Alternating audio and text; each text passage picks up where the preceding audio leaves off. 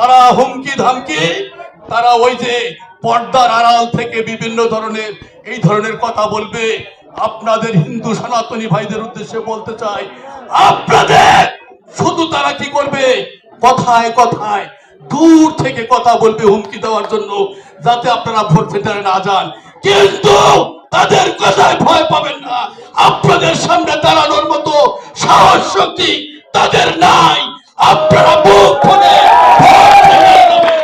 আপনাদের যদি সামান্যতম ঘাম ঝরে, বিএনপির নেতা কর্মীরা রক্ত দেওয়ার জন্য প্রস্তুত থাকবে।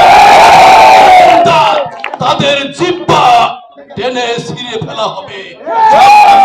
বন্ধুগণ, তাই 12 তারিখে আপনারা ভোট সেন্টারে যাবেন।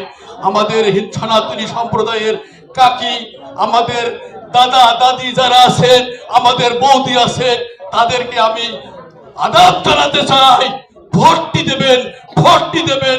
12ই ফেব্রুয়ারি ভোট সেন্টারে যাবেন, সকলে ভোট সেন্টারে যাবেন, এই আশাবাদ ব্যক্ত করে আমি আমার বক্তব্য শেষ করতে চাই।